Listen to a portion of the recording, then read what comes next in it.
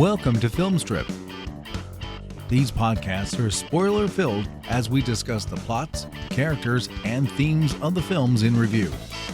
All content used or discussed in these podcast episodes is the property of the respective owners and used under the Fair Use Act, Section 504(c)(2), Title 17. Welcome to episode 400 of Film Strip. I'm Jay. I'm Brian. I'm Nick. I'm Kurt. I'm Ron. I'm Irina. And I'm Lindsay. And we're here to talk about Jurassic Park, starring Sam Neill, Laura Dern, Jeff Goldblum, Ariana Richards, Joseph Mazzallo, Wayne Knight, B.D. Wong, Bob Peck, Martin Ferrero, Samuel L. Jackson, and Sir Richard Attenborough. Based on the novel by Michael Crichton, written by Michael Crichton and Hollywood powerhouse David Koepp, directed by Steven Spielberg. Released in 1993 on a budget of about $63 million, grossed over $1 billion at the box office and $914 million of that in that original theatrical run. Obviously, in the 30 years plus since it's been out, they put it out a few more times, so it got it over the billion mark. But a mega hit nonetheless, and for such a momentous occasion as episode 400 here, we put it to the people. We had a big poll going. We had an internal poll. We took votes.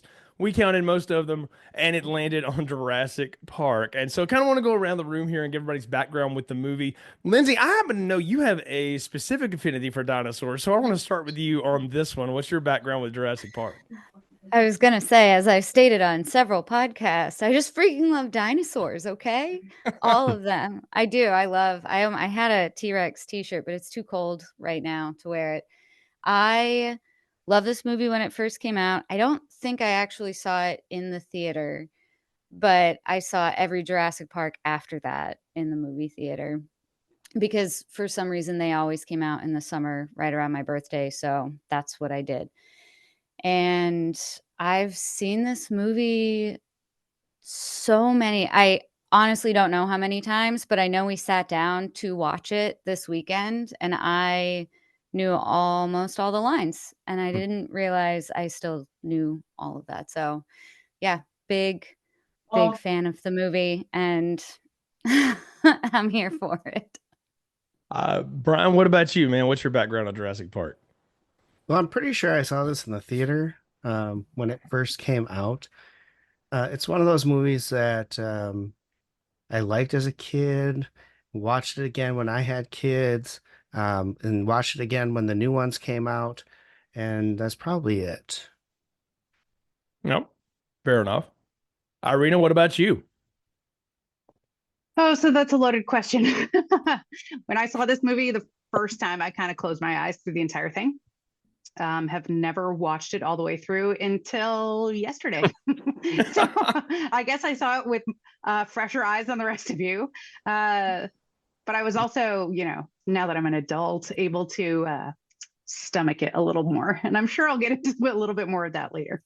Congratulations on your first viewing. Wow. So I Thanks, didn't think we would get to Sure. that. Yeah. Kurt, what about you, man? Well, this is one of those movies where I literally cannot remember the first time I saw it. It would have been when I was a little kid. So it's like same with Star Wars. Like I can't remember when I learned Darth Vader was Luke's dad. It's just kind of just always been in my memory forever. But it probably would have been on VHS, probably when I was in the 4th or 5th grade, and I've enjoyed it back then, and enjoyed it every time I watched it since. It's a movie, you got to watch it every couple of years. Nick, how about you, man? I've actually never seen it before. I just read the Wikipedia article for this review. No, I'm just joking, man. I saw this during its run in the theater. Went there with my parents.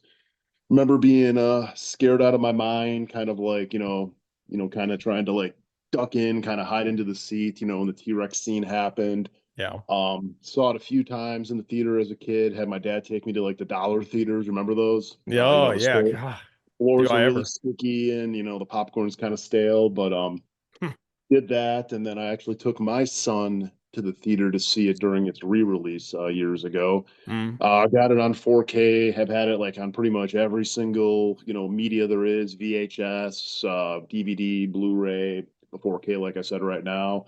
Man, when I was a kid too, I remember like being in elementary school and we had a writing class and I wrote my sequel to Jurassic Park and I gotta hear about got all the that. comic Nice. books, action figures, things like that. So I Mhm. was a huge fan of it. Saw pretty much every movie until the second Jurassic World in theaters, just because I don't know, just kind of lost a little bit of interest. But this one's kind of something that's been dear to my heart because this one was one of my like five childhood movies that was on constant repeat. Yeah. Ron, what about you, bud? It's funny. My story about Jurassic Park also involves the Dollar Theater, except uh, unlike Nick, I didn't see it during its initial run in the real theaters. I waited for ever and ever for it to show up at the Dollar Theater before I got to see it. And man, it felt like I waited months to actually get to see it. But when I finally did, man, just blew my mind. Let me take you back. Sicily, 1993. No, not really. But I'm in summer, in between years in high school, and I've heard about this thing, but I haven't seen it yet. But people are talking about it, and this is really kind of pre-internet for me at least. And I go to one of these summer high school leadership stupid things, and the people there are all talking about it. And I'm going like, okay, y'all have convinced me like I need to see this. And this was at a point in my life where like movies were sort of the background for me. I was just doing a lot of music stuff and really wasn't paying attention to movies. So I would see like something in a theater every randomly, but I didn't go all the time like I had for a long time or like I would later in life. And one friend in particular said, "Well, if you're going to watch it, you should read the book before you go." And I love it when people say that. I'm like, "Nah, I don't," because I knew what the book was about, and I was like, "Man, I'm not like science person. I can't read this book. I don't think I can get it." She's like, "No, trust me, you can understand it." She was like a biology major. She's like, "No, trust me, you'll dig it." So I blew through the book. She loaned it to me, and I just chewed through it. It's like a paperback read, and I actually was kind of blown away at how accessible it was. And I thought, man, this is pretty cool. I don't know how you're gonna make this into a movie because at that point, nothing like that could have been realized and looked anything close to what the book describes. So I went and saw it, and I thought, okay, this is a great example of an adaptation where you take elements of something, but then you put it somewhere else. And it wasn't until years later when I realized that it was really Spielberg's sort of sheen on it that gives this movie a lot of legs. And this was one of the first DVDs I ever bought because it had such great features on it. I remember firing it up on the huge PlayStation 2 that I had that I was watching DVDs on at the time. And man, just the behind the scenes stuff on it was amazing. But I think I've seen every one of the Jurassic Park movies in a theater, except like Nick, like the last Jurassic World one, up until that point because it was just something about these that I like most boys grew up. I liked dinosaurs, boys and girls. Obviously, Lindsay likes them too. So everybody likes dinosaurs at one point. My nephews went through that stage, which was a lot of fun, and I've enjoyed doing that and enjoyed visiting that.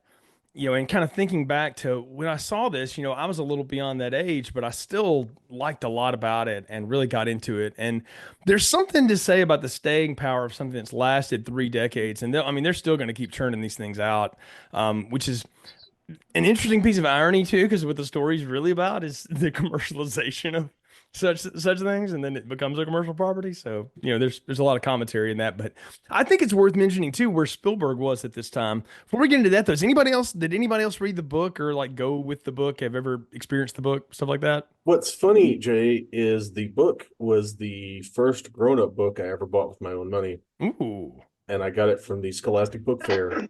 oh, I remember those. Those were the Yeah. best. Yeah. So it was a not necessarily a big heavy read for me at the time, but like the fact that I saw the cover and was like, oh, cool, dinosaurs. And then I read the little blurb and I was like, all right, I'm in. Here's my $5 or whatever it was. It seemed like a fortune at the time, but Yeah. it was definitely worth it because I've read the book probably I feel 12 like or 13 times. I feel like if I had read the book, then I still might have not have been all in the movie because it's kind of like you take Running Man and make it into a movie. You shouldn't have done it. Well, that's a very different adaptation, but an interesting point nonetheless. Nick, I think you nodded your head. You said you've read the book too. Yeah, we actually got assigned this book in high school during one of my English classes to read it. Wow. And, Teacher of the year, by the way. yeah, I wasn't going to complain. I mean, teacher was actually pretty cool, and we'd read like a book like every like 4 weeks or something during a semester, and this was one. And I remember I was going on vacation right when it got assigned, and I actually read the entire book on the airplane ride down to Florida from Milwaukee. I mean, it's a real quick read, and obviously there's quite a bit of differences there, but like you said, Jay, it was like really accessible. Like for me, like especially during high school, like I didn't want to read anything, but like kind of got into it and like yeah, just like breezed right through the book. I think I've read both this and The Lost World once, but I haven't. I can't remember. Pretty sure I have it though. I remember reading The Lost World, like buying that when it came out, thinking, "Oh wow," and then like being seriously like, "This is kind of lame." And then I saw the movie, and it's like, "Oh, this is even lamer somehow." So, but we're not reviewing that, thank God. But as I mentioned before, that it's worth mentioning where Spielberg was at this moment. So he's coming off Last Crusade, Indiana Jones' Last Crusade, which a lot of people will tell you is at worst the second best, Indiana Jones movie, and some people even like it better than Raiders. He had done Always, which is like this Richard Dreyfuss, Holly Hunter romance with firefighters and airplanes or something. I don't know. There's like a CBS TV show now or something.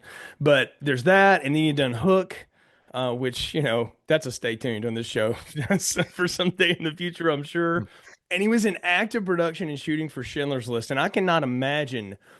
Like Kurt, think about the whiplash it would be to go from shooting and editing and directing something like Jurassic Park to then something like Schindler's List. Oh, definitely. And it's weird. Spielberg is very unique in like movie history. He has had so many. I can't remember how many movies where he's had 2 movies in 1 year.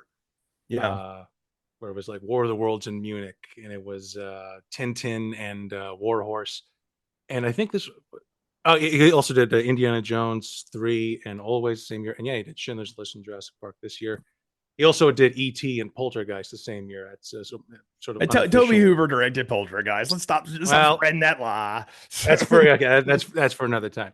But yeah, this is definitely, as far as popularity, this is the peak of Spielberg's career. He's made very good movies and huge movies since then.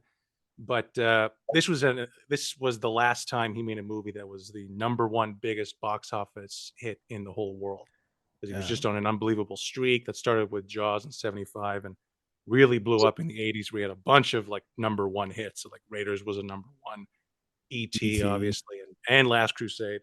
And then Jurassic Park, he broke his own record because for like 10 years there, E.T. was the biggest. No movie beat E.T. until Spielberg beat himself with Jurassic Park.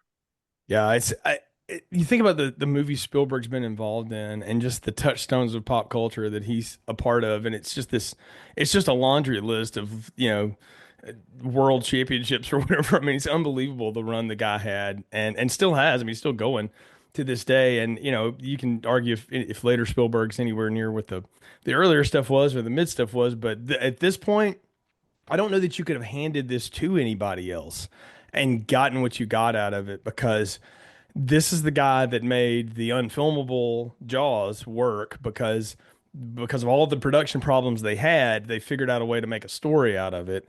If you've ever read that book, by the way, that's it. Nick, we kind of talked about that years ago when we reviewed that movie, but that book is a cheap ass dime store read compared to this. This is like a heady novel, and there's a lot of science in it, and there's a lot of commentary, and Crichton's definitely got a lot of opinions and stuff. But what's funny is that the characters that you see in the film are pretty much in the book. Like the Hammond character is pretty different, and there's a reason for that because they combine him with somebody else. But almost everybody else is pretty much the way they are. They kind of flip the ages of the kids and stuff because they liked the actors that they cast here.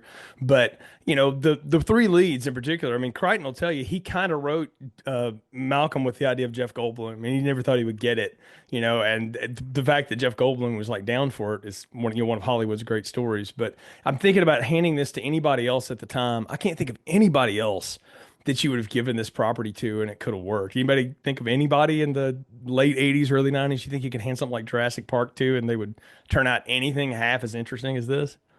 It would have to be James Cameron or Ridley Scott. It has to be like someone like a real AAA guy who really knows special effects and makes good sci-fi movies.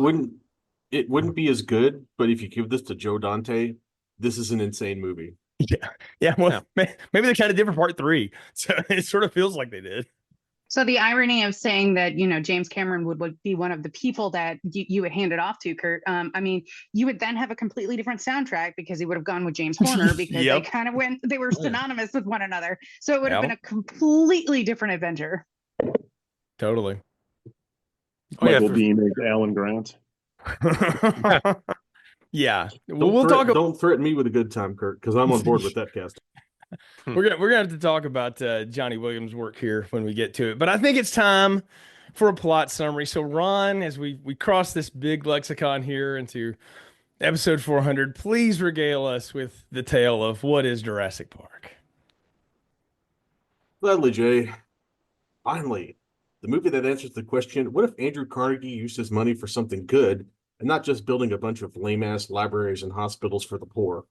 As it turns out, it's probably a good thing we don't have a bunch of Andrew Carnegie dinosaur zoos cluttering up every city built in the 1800s, because the first thing we see is one of the dinosaurs killing a dumbass and kicking off a whole thing with lawyers and stuff. Ugh. Specifically, slimy sleazebag Donald Gennaro invites a whole bunch of people like mathematician and chaos theorist Ian Malcolm and paleontologist Alan Grant and Ellie Sadler to investigate the park and make sure that it's safe. Ugh. Look, man, if you can't handle your dinosaur park with a little bit of danger, then you need to just go back to, Six Flags. Everybody arrives at the park. Cue the first surprise of the movie, seeing a real-life, live-ass dinosaur out in the middle of some rinky-dink island off the coast of Costa Rica. A place known for its hurricanes is probably a really bad place to build a dinosaur island. But if Walt Disney could turn a bunch of orange groves and swamps into the most magical place on earth, then John Hammond could turn a creepy Epstein Island into a dinosaur park. As it turns out, the dinosaurs were cloned from prehistoric mosquitoes. And then they plugged all the holes in the dinosaur DNA with frog shit, as you want to do. When I think of the closest living relative to a dinosaur, I think of Michigan J. Frog. To prevent the dinosaurs from breeding themselves, they made them all girls. And as it turns out, cloning might not be the most ethical thing in the world or the smartest idea, and Malcolm, the sexy canary in the coal mine, is probably right when he says that this is a bad idea and you should all feel bad. When Hammond's grandkids, disgusting shit boy and snot-nosed girls show up for a tour, the danger seems to increase exponentially because now there's some stakes in the game. There's not just grown-ups getting chased around. It is a Spielberg movie, and got to threaten them kids. And then, after digging into some dinosaur crap, there's a big tropical storm. The smart people, like the custodians and the people who clean up the dinosaur messes and, anybody with half a brain leave because tropical storm at dinosaur island equals bad. And all the special guests stick around because they want to poke at more dinosaur crap with a stick or do whatever nerds do as hell opens up around the group. While all the nerds are distracted, disgruntled programmer Dennis Nedry has a secret plan to sneak some dinosaur embryos out of the park in a can of product placement. Barbasol. He turns off the security system, stuffs the eggs into the can, and then all hell begins breaking loose, somehow even more than just the storm. Nedry's sabotage cuts the power to the tour vehicles and also the electric fences, keeping the dinosaurs contained. Those things we're not supposed to whiz on? Yeah. Now you can. It's safe. Cue the most iconic scene in the movie when the T-Rex shows up and starts showing off why he's the king of the beasts by overturning the car, eating the lawyer. Say it with me, kids. Hooray! And injuring Malcolm, who takes off his shirt later. Say it again, kids. Hooray! The non-lawyers escape because they're good people who don't deserve punishment, but Nedry gets lost in the rain, crashes in car, and is killed pathetically by a Dilophosaurus, the tiniest, spitness-ass dinosaur you've ever seen. And if you knew what that was before the movie, you are a liar. Ellie and Muldoon, the game warden, go searching for survivors and rescue Malcolm before the Rex shows up to finish the job. Grant and the kids hide in a tree, see some more cool dinosaur shit, and then discover some eggshells. Not chicken, dinosaur. Apparently, frogs can change gender. So they're not actually turning the frickin' frogs gay, Alex Jones. Those frogs are frickin' hermaphrodites or bisexuals. And the dinosaurs, boys and girls, are breeding with each other. Hopefully species to species and not cross species, because they don't get to that stuff until Jurassic World when they start really letting their freak flag fly. But anyway, inside headquarters, Samuel L. Jackson and John Hammond reboot the computer system, and Samuel L. Jackson heads out to get himself killed by being a hero. but he doesn't make a big inspirational speech prior to getting killed like in Deep Blue Sea, so it's not quite as cool. Anyway, when he doesn't come back, Muldoon distracts the Velociraptors so Ellie can turn the power back on, finding Samuel Arm Jackson in the process. Very distracting. Muldoon gets eaten. Grant and the kids make it back to the visitor center, and while Grant leaves them unattended, they get into some dumb shit because that's what kids do when you leave them unattended in a big park full of friggin' dinosaurs. The raptors smell a delicious meal of long pork veal, and they pursue the kids through the kitchen, heading to the movie's other famous scene before they lock one in the freezer and find Grant and Ellie again. Lex turns the computer back on, the computer system Samuel L. Jackson couldn't figure out despite wearing glasses and being heavily nerd-coded, and Hammond calls for help. As the group tries to leave, they're cornered by the two surviving raptors. Then T-Rex shows up, says, "I've had it with these motherfucking raptors on this motherfucking plane," kills them while the group flees. Hammond rolls up with a glistening, mostly shirtless Goldblum in tow, and the group get on a helicopter and escape to the mainland as credits roll. Oh, well done, sir. Well done. Well done. So, for this review, since we've got the whole gang here and stuff, I asked everybody to kind of just throw questions into a doc. So we're going to throw these out as we work because we've kind of gone through the movie at that point. And Kurt, I think you had the great opener here. Can anybody think of a monster movie moment done in the last 30 plus years better than the T-Rex scene? And Kurt, I'm sitting here racking my brain. I can't. It's akin to me to the Jaws head popping up with Brody ladling the stuff in the back of that. Like I can't think of another one where one emerged in such a triumphant way. Yeah, I was watching the movie again the other day, and the thing about this movie is every time they put it out, the picture quality actually really does improve, and the movie just looks better and better. So watching that T-Rex scene, I really was thinking like that is the best scene. Like Spielberg, every movie he does, one scene usually does like something. He knows how to make a scene really, really, really stand out. But just watching that T-Rex scene, just like it's just 10 minutes. If you've seen a lot of monster movies, that one is that's as good as it gets. And I was thinking, it's like, has anything come close to topping that? And it's like, I don't think so. There's been a couple cool ones, like there's the 2014 Godzilla. I don't think is a very good movie, but some of the Godzilla stuff in the last 5 minutes is kind of cool. But maybe you could count some of the stuff in like Dune Part 2 with the sandworms. But yeah, this is I think this is as good as it gets for monster stuff since 1993. Oh.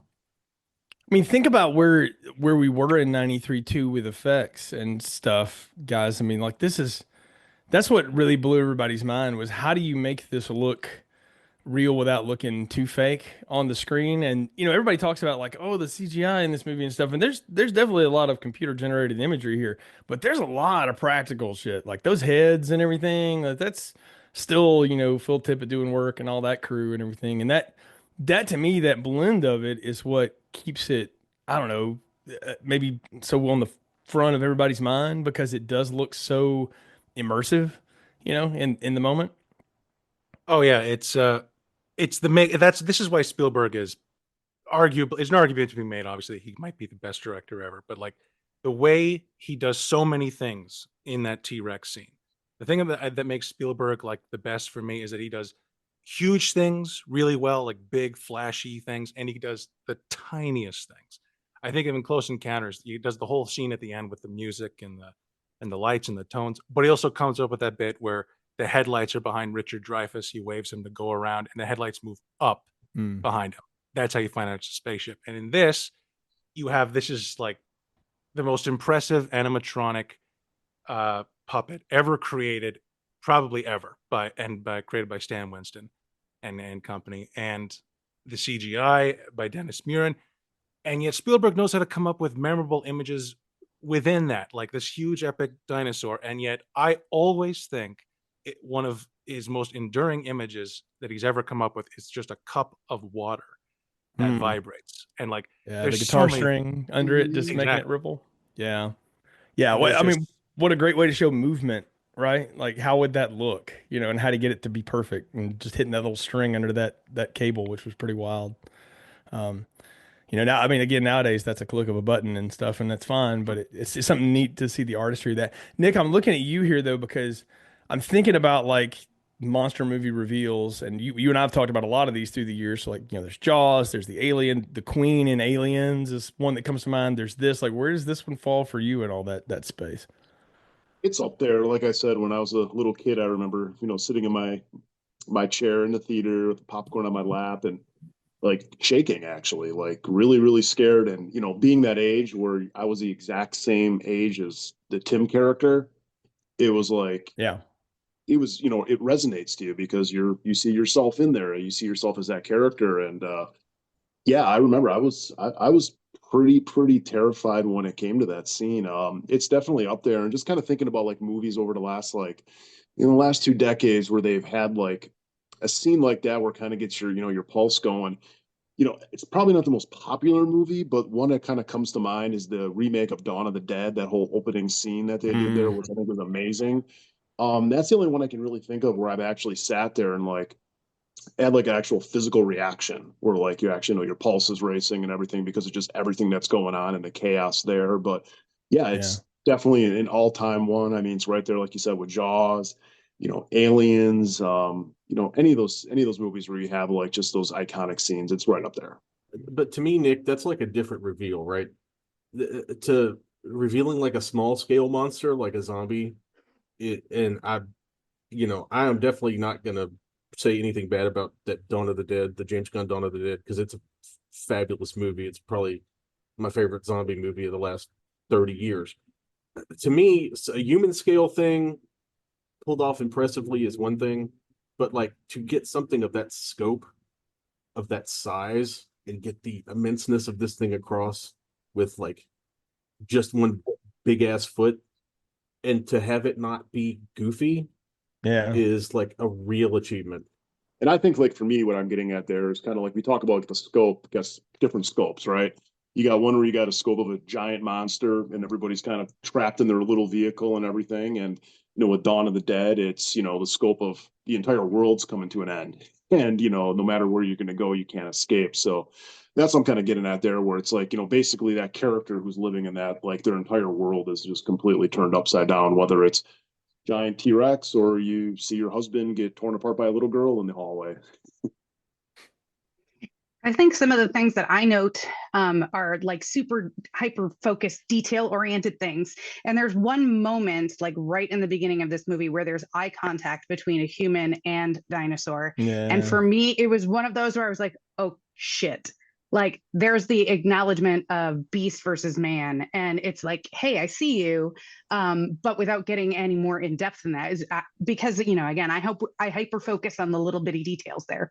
So that for me, that's one of my favorite moments. That's a good point. Well, when the T-Rex head kind of when she closes the door and the head snaps to the right. Well, I think even earlier than that, when they're loading that Velociraptor in or whatever, and one of the guards it looks at him or whatever before guard dead meat from the Relic movie. It's right in the opening scene actually, where somebody's leaning against the door, and then there's an eye there, and you see the human make eye contact, and the dinosaur's like, "Hey, I see you." Yeah, that's right. That's probably right before he starts doing shoot her. Right. I got a question. So, how the hell does Alan Grant know that the T-Rex vision's based on movement? He's looking at damn, fossils the whole entire time, and it's like, ooh, based upon the skull and the placement in the dirt, I can tell that the T-Rex has vision that does not pick up stationary objects. Like there's a rationale behind that we're not going to get into on this podcast, but I can explain it to you another time. Though. No, that's exactly it, though. You're on it, Nick. Is that at the time, based on what they knew about the skull and the placement, they were just a lot of science is making just good guess assumptions. Anyway, it's probably that's all it could do. That's the way it was done. They know a little bit more now because you learn more. But it's it is a grand thing. But at the time, nobody would have questioned that in a theater at all. And so I had a question for Brian though about this, particularly about the dinosaur reveals and stuff, because you got to see this and then you got to introduce kids to it as well. So what's that been like for their reaction? Because they're a little. They came along after this was like part of the cultural zeitgeist, but did they pop to it the way everybody else has? Well, they were introduced with the Jurassic World movies.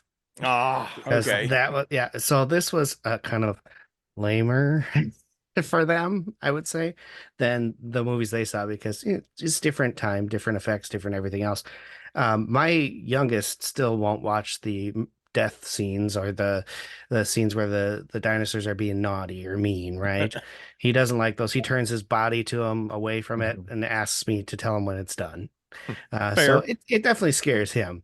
The older two, I don't know. I don't think it had as big of an effect. Like for Holly and I watching it, we enjoy the movie as a whole. I don't think they like going back and watching these ones. And even we were watching it for this podcast, and my middle child was watching with us and my younger child. And even he made the comment like, man, this looks really tame compared to what we're used to. I'm like, wow, well, okay, well, come on, wait, all right then. Thanks for video game desensitized violent children. Yes, pretty much, yes. Yeah, so, I've got to agree with you, Brian. So Jamie and I, my husband, sat down to watch on Saturday, and it was one of those. I was like, oh gosh, I have to watch Jurassic Park, and he said, okay, we're doing it right now. I said, but really?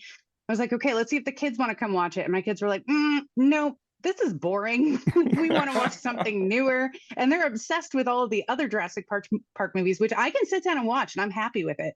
But for some reason, this one, they were like, nope, we're tapping out. Sorry, Mom. So I've got a question on the tail end of that already for you, because you said this movie terrifies you or did terrify you. Like, unpack that a little bit, because I'm curious as to how. Because this movie's a lot of things, but I would never call it scary. So for me as a kid, it was terrifying because I was smart enough to understand the risks associated with going through this type of process and cloning dinosaurs and bringing them to our world. So for me, it was terrifying. I got to tell you, though, that stupid little spitting dinosaur is like the thing that it gives me the friggin' willies. Like, never gotten over that. When I watched it on Saturday, I was like, oh, no. I want to tell you, a Dilophosaurus. The thing about that you one, can remember that name, is the fact that they gave it a fucking rattlesnake noise. That's what does that one. It wasn't just a rattlesnake noise. Yeah. It had this beautiful comb, and the artist in me and the costumer in me was like, oh my God, why does it have to be terrifying? I mean, it's like if Chapel Rowan decided to spit in your eyes and eat you. I mean, that's pretty much what it is. So the other thing that was my problem with this movie, and the reason it terrified me as well. So, thinking about the process of, oh shit, this could happen.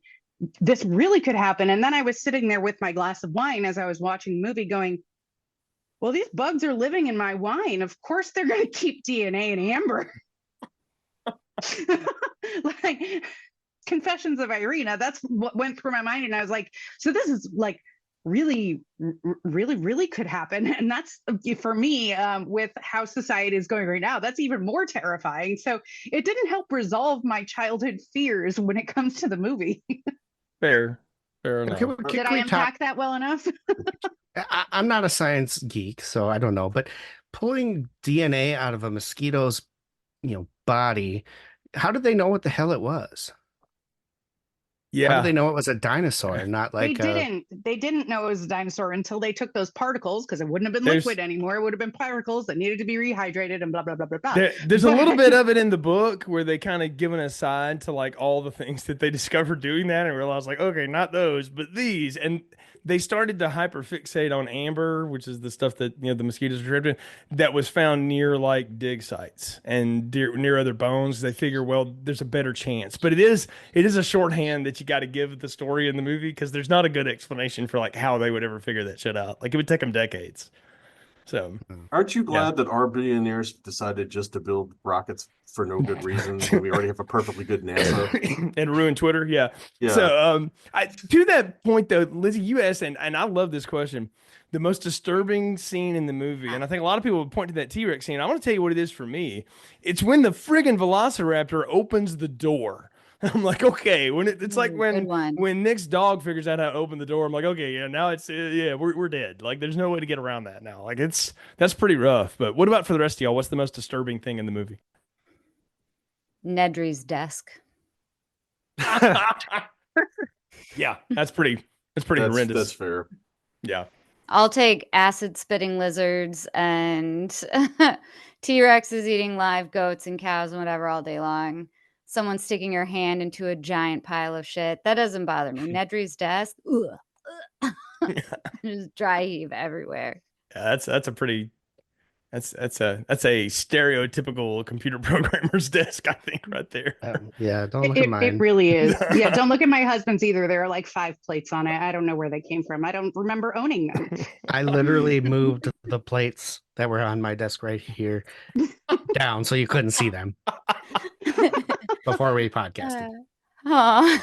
Okay, so besides Velociraptors opening doors and Nedry's desk, what else disturbed y'all in this? Well, for me, the specifics of that T-Rex scene. It's like the more I watch that scene, the more I pick up on details like something Spielberg does in a lot of his movies. He does it in War of the Worlds, he does it in E.T., and he does it in this, is when he wants to depict, he's really good at depicting like scale with the camera. So like he only puts the camera at a human eye level. So you're kind of, especially on the big screen, you are kind of, there's, I don't know how to describe it. There's a real sense of he really captures the sense of looking up at something huge. And he does that throughout with big time with War of the Worlds, and especially in the T-Rex scene. So much of that T-Rex scene, the camera is in the car, both of the cars, looking through like rainy glass. So it's like, this is what it would look like if you were in that scene. Yeah. And like that, like I like how the shot of the cables snapping is done like almost like out of focus. You almost can't see it, but it's like you can see it enough where it's like that scene really disturbs me. That idea of that's how you know the fences don't work, is you're at the T-Rex pit and the cables go flying out with unbelievable force. But I always think this, like, the scariest thing in the movie, and one of the scariest things in any movie, is that bit where the T-Rex comes down through the sunroof and literally the kids are trying to hold it back with their hands up against just a sheet of glass. And that's a scene that, because like I've seen the movie a lot, I don't really get scared by a lot of the things, but every time I see that scene, if I'm watching it like in the dark with the surround sound on going, I'm like, that is like the stuff nightmares are made of. That's like when Quint That's a good one. gets eaten by the shark. Also, both things about when Quint gets eaten by the shark and this T-Rex scene is the only scenes where there's no music. There is no iconic John Williams score, and that makes it scarier. And you bring up a good point too, the way that it's shot and the way it looks. We need to call out the fact that the director of photography on this is Dean Cundey, Hollywood legend, who is also responsible for one of the scariest shots in horror history, and it's Michael Myers with a dim bulb and the coming up behind Jamie Lee Curtis in the original Halloween. That was him with $4 and a good idea, and with a couple $1 million, and a few years later, look what he does. I mean, but the guy knows how to do enclosed scene scare, and I give a lot of credit to the way the scary parts of this movie work, to the way Dean Cundey knows how to shoot a movie, and to give it scale, but also to bring it down to that human level. You make a great point, Kurt.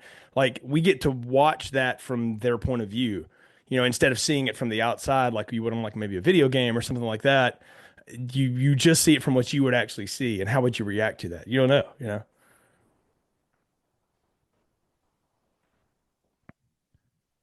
Now, to me, watching it the first time, obviously the scene in the kitchen where they're hiding from the Velociraptors was one of the scariest things I had seen at the time, because I saw this before I'd seen like the non-edited version of Alien or anything like that.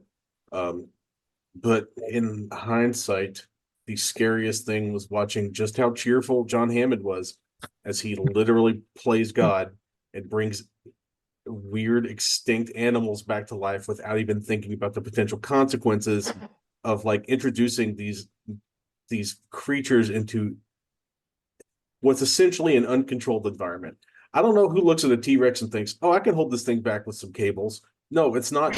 You're not you're not keeping a Samoan in a wrestling ring. You're trying to keep a T-Rex behind a wall that thing could probably jump over, because look at the size of its legs. You're just asking for trouble, man. And I don't care how electrified those fences are. If a dinosaur wants to get through, it's going to get through. Yes, it's worth mentioning in the book, Hammond comes off a lot more cynical and sinister if you read it, because he's very much but the real reason we're doing this is to make the money.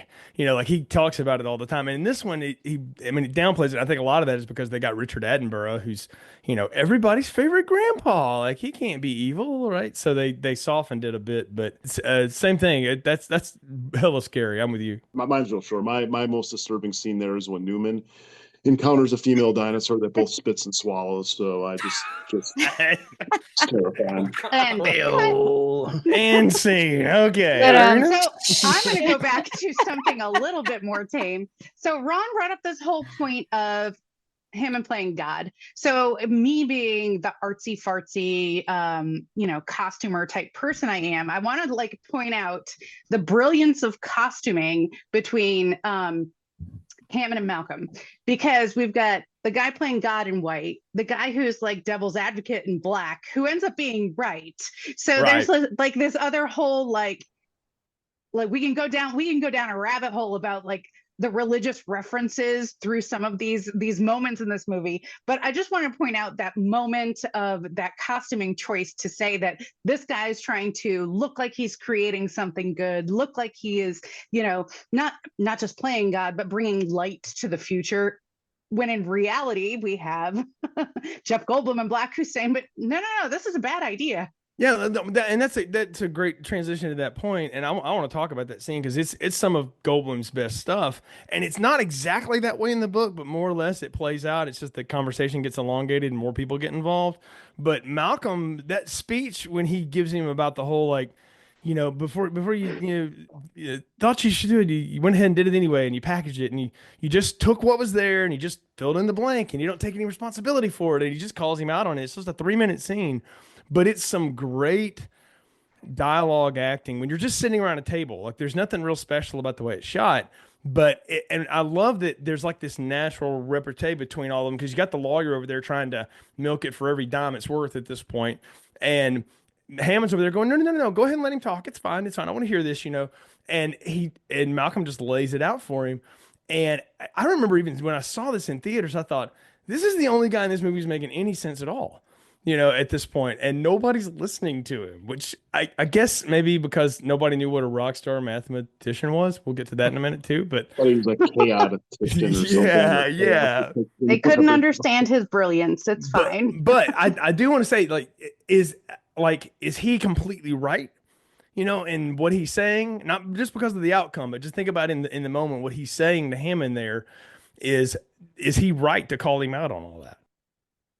Oh, definitely, because Hammond's it's a great character because I don't know if I'd call him a villain, but he could qualify as a villain because if it was another kind of science fiction movie, this is your this is Dr. Moreau. This is your classic mad scientist type character, and yet it's so genius getting Richard Attenborough, who was mainly a director, and then Spielberg cast him for this movie. He couldn't possibly come off as a nicer guy. Like if you got, say, like Brian Cox, who's a brilliant actor, but he has such an intimidating presence. Yeah. If he was trying to sell you on Jurassic Park, you wouldn't do it.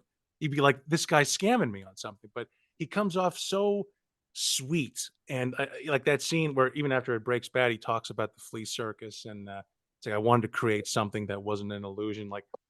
Even though he's wrong, he's playing God, he's making a mistake. I feel for him because it's stupid. He really did not think anything bad could happen when anyone could have. Like what happens was incredibly predictable that somebody would do what happened. But yeah, he's definitely the way. Would a Jurassic Park actually work? Maybe in the future, but the way he did it was definitely a bad idea. Well, you're talking about a guy too who's got all this money. He's got one security guard. I mean, my God, I went and early voted yesterday, and there was more freaking security there than on that entire island with dinosaurs. I mean, come on. No, yeah, that's the other thing, and I'm kind of Brian. I'm going to lean on your knowledge here for a little bit, and Kurt, you two to that point because you both work in tech a little bit. Like, would you have one guy programming all this? Like, it would be a team of people, right? Depends on the size of the company. Yeah, but I mean, I worked for a place that had one guy programming certain things. Yeah. Okay. All right. I was sort of blown away by that. It's always a bad idea. I mean, this is a company that has enough money to clone friggin' dinosaurs. I mean, surely to goodness they could afford 5 dudes instead of just Newman. Well, maybe he wanted the money more than he wanted to have the right people behind it. But the thing with one programmer is that if you work with programmers, they don't do a good job of documenting their work.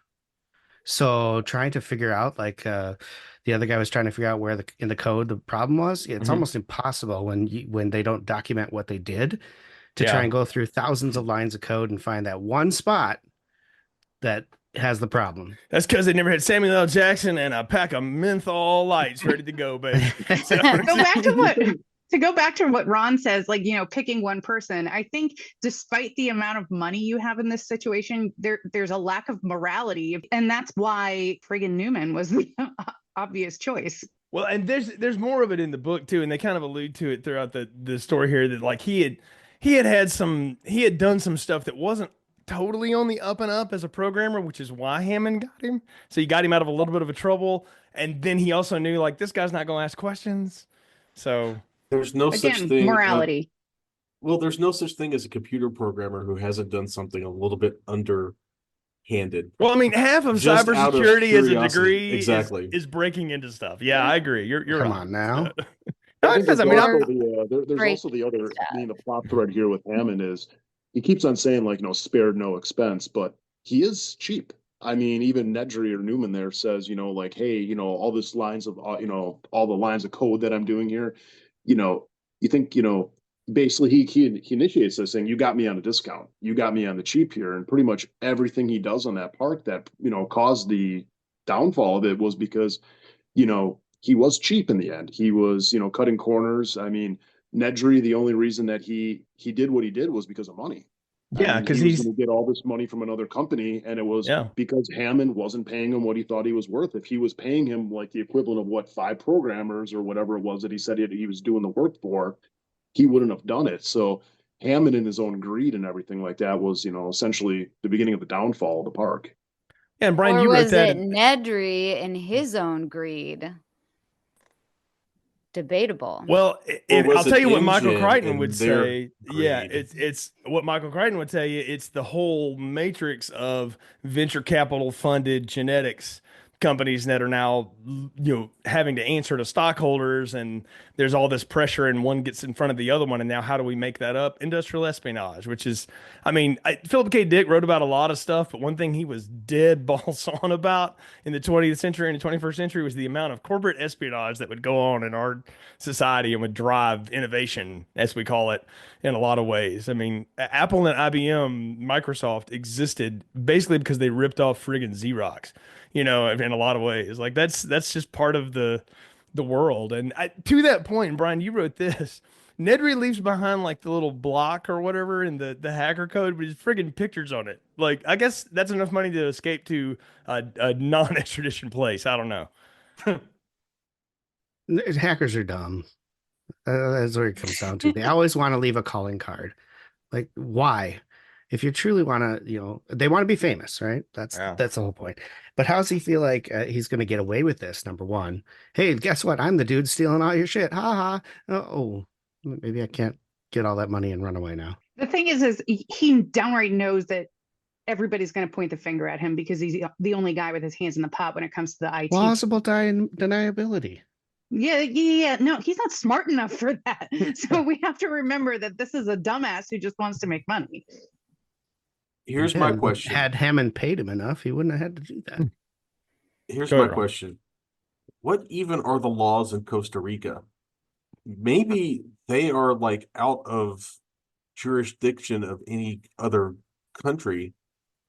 Maybe they're not even in Costa Rica's jurisdiction because they're that far off the coast. I don't know. Maybe there are no laws, man. Maybe this is an island off the coast. In Thunderdome, and Nedry's just trying to get for Nedry. I looked at it very much like the companies in Inception, where they would just have their own like private goon squads that would take you out. Like I'm sure Hammond's got some, Joseph Gordon-Levitt's and Tom Hardy's in the wings, just ready to dream bigger, darling, and throw Newman off a roof somewhere. Like, I feel like we just got very deep about that. I mean, that is the trope, though, right? Yeah, I assume it's a private island and no laws. What I was thinking with there's an Epstein being joke here somewhere, guys. I've already made the Epstein joke, Nick. I made it in the plot summary. Come on, keep up with that's right. Well, I mean, why do you think Hammond flew those 2 children out there that may or may not be related to him? because he doesn't seem to care whether they live or die. They're definitely Exactly. related to him. Oh my Yeah. god. Kurt, go ahead. You were making a point there, I think. I was thinking about. I can't remember when it was. At some time, like in the last 10 years, whenever one time I watched it, all of a sudden it just hit me that I would never feel safe in Jurassic Park because it's not like I'd feel safer at Disneyland because I think of like the amount of people that decisions had to be made. Whereas Jurassic Park is literally just like some guy built a private zoo. And there's a lot of different things that like aside from the dinosaurs, like that bit when they're on the the Mr. DNA ride there, and they are literally able to just break the seats themselves, and like everything's just a little bit cheap. Like they did, like he says, like all the money went into cloning the dinosaurs and leasing the land. And yeah, they like I like that bit where where Nedry he hits the sign and the arrow is spinning. They couldn't even afford to put a second nail in the sign to tell you what direction it's going. Yeah, good point. Leasing the land. There you go. Not a private island. To me, it's like if Vince McMahon had his own theme park. Like, Well, I'm sure he was working on it. I'd go on the Ultimate Warrior ride. It'd be a short ride. So Would Vince McMahon Shortest be of the naming all park, dinosaurs next to after Goldberg. favorite wrestlers? yeah. yes, he would. Yeah. Yes, he would. He would name all the dinosaurs after the Oh. wrestlers. Yes. Dear And God. for similar reason as to the thing that was talked about in the lawsuit. A couple of y'all have brought it up now or whatever, but the grandkids and stuff. I want to tell you, I have always read that in the movie. It's a little different in the book, but in the movie, I've always read that as Hammond's like, well, these people won't be real harsh because I'm going to have kids here and the kids are going to freak out and everybody's going to respond to the kids freaking out. And I'm like, it's like a test audience for a movie, bro. It's not it's not a theme park with animals that can murder you. But I don't know. How did y'all read that? I felt like that was a cheap ploy. Well, he's trying to go. He says in the movie he's trying to go for like the target demographic. He knows kids are going to react to the dinosaurs even more than the adults, Rich so white just- kids, target Yeah. demographic. So. little bit, and yeah, he wanted to hear he wanted to hear what they would have thought, and I guess if it went well, they probably would have had a good review of the place. My target demographic is my estranged grandchildren. If I spend enough money, maybe they will love me and forget that I left their grandmother for their babysitter. Oh man, Nick, you brought this up, and I thought it was a great question. Like all things considered, transportation, hotel, food, tickets, everything. What do you think a 3-night weekend in Jurassic Park cost? Like, gotta be like not on 24,000. non-coupon day, by the way. Now None- or in none discounted. 1993? I'd say both, Oh, there we 93 go. and now. Yeah. Okay. What's your blood type? Are your organs compatible with mine? I mean, they're okay, talking. so I'll answer my own question right here with what I think it is. So, out of shits and giggles, my sister was like, "Oh, let's go to Disney World next Christmas," and blah blah blah. So I was just running the numbers just to go to Disney World right now with this level of inflation that we got going on, and for like 7 nights down in Disney World without flight, just to go down there, stay on site, tickets, meal package, it was $12,000. Yeah, but you're staying at like the high end resort, right? No. This was a mid-grade one. This wasn't Grand Floridian. This was Riverside. So it was like right in the middle there for that. And We just literally got back from Disney like last month, and we stayed at the Art of Animation Resort. And it was, even though we were only there for like 4 or 5 days, it was still like $3,500, not counting really? tax. See, this is why did you have the food package and everything like that? Did you have like the sit-down meal package? Oh God, no, we didn't buy any of that see, stuff. that's what they. That that's was what they get literally you. just the resort and the Mickey's Halloween party tickets, and then the 3 the 3 days we spent or the 4 days we spent in the main parks. This is why I Yeah, guess $24,000. 24,000, and then you add an excursion there, it's like $10,000. So you're looking at 30 to 50. I don't know, man. I mean, I feel like Alejandro and the Chilean sea bass should be thrown in as part of this. I feel like that's just part of the package deal.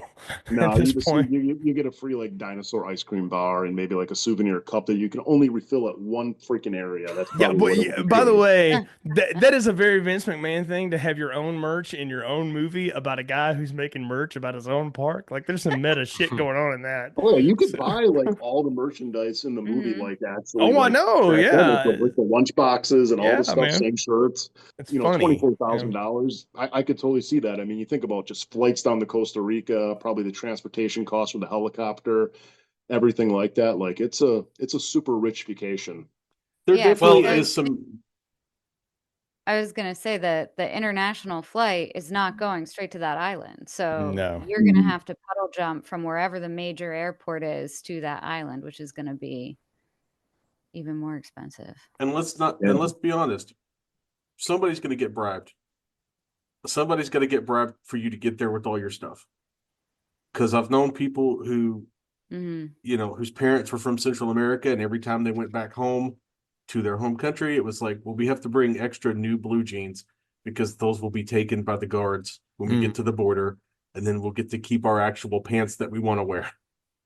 Speaking of blue jeans, you talked about the costumer earlier, and the only crime committed is that they put poor Laura Dern in denim on denim like she's friggin' John Cougar Mellencamp. But I want to talk about Grant and Sadler as characters, and maybe a little bit Malcolm too. What is it about them that makes them so compelling, y'all think? Is it in the performances, or is there something in the script too? Because I remember them as much as anything in this movie. I remember Sam Neill and Laura Dern and Jeff Goldblum as much as anything in this movie. Well, I would say it's a good script by David Koepp and Michael Crichton, but I would actually say that there's not really anything there that makes them compelling aside from the actors. And that's the thing about this cast is it is a pretty exceptional cast. Is that Spielberg? We all know who these actors are now, but Spielberg, he didn't put movie stars in this movie.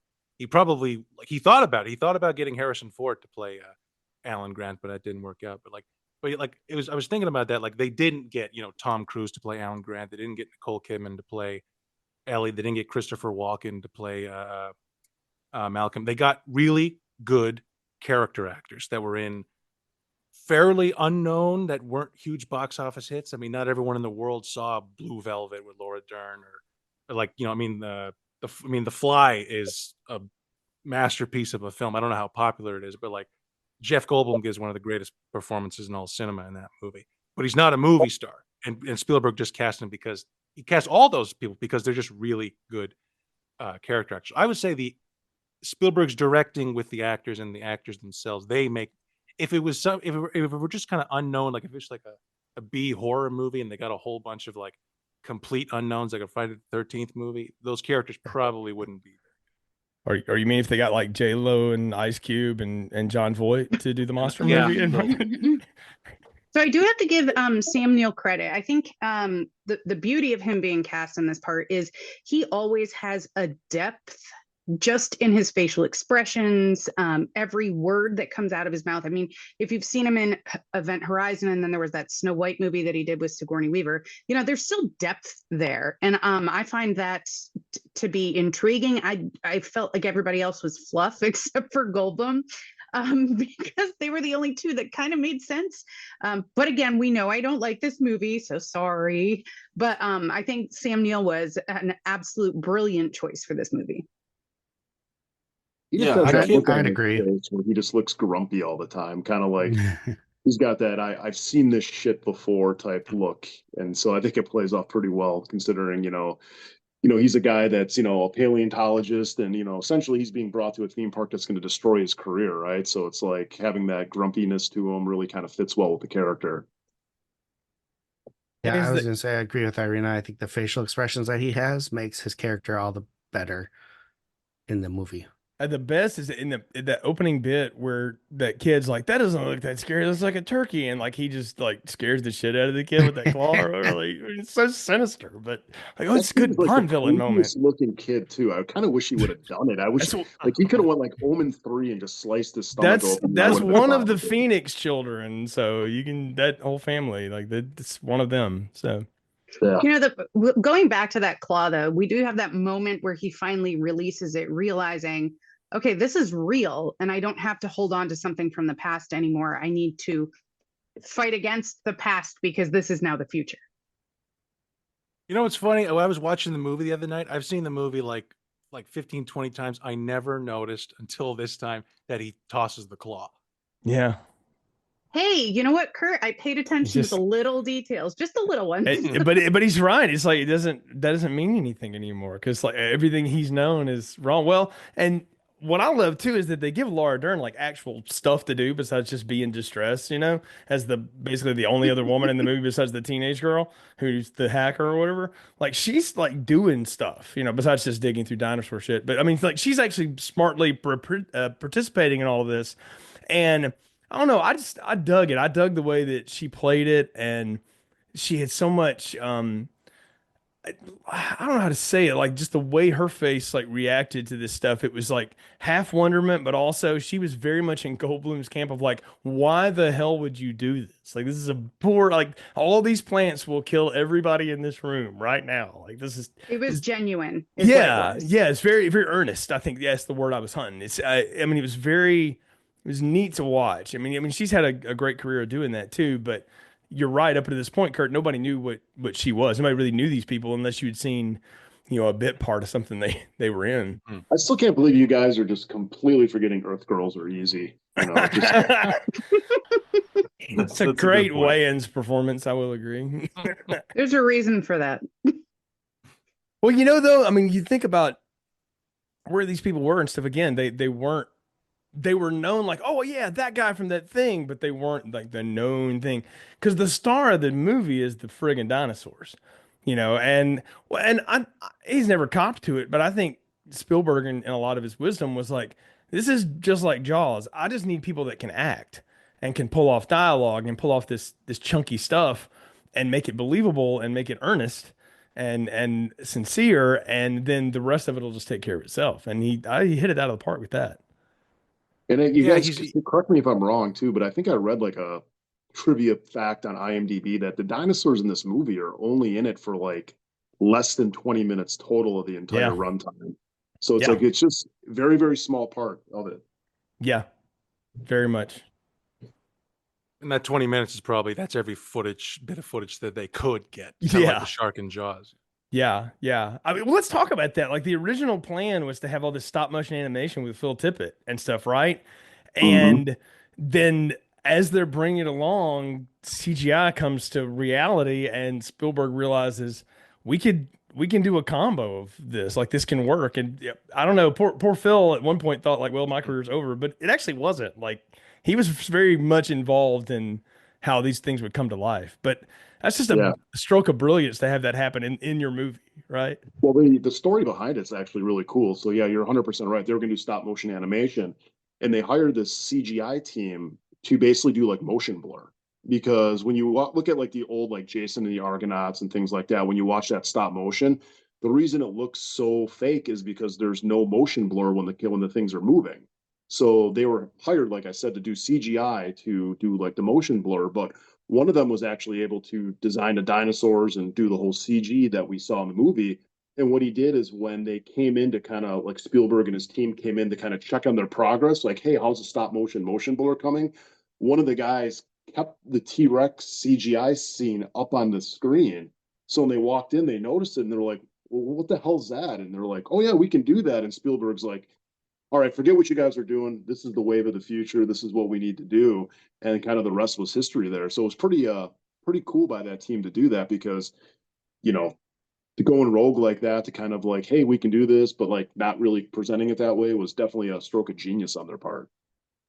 Hey, Steve, it's me, George Lucas.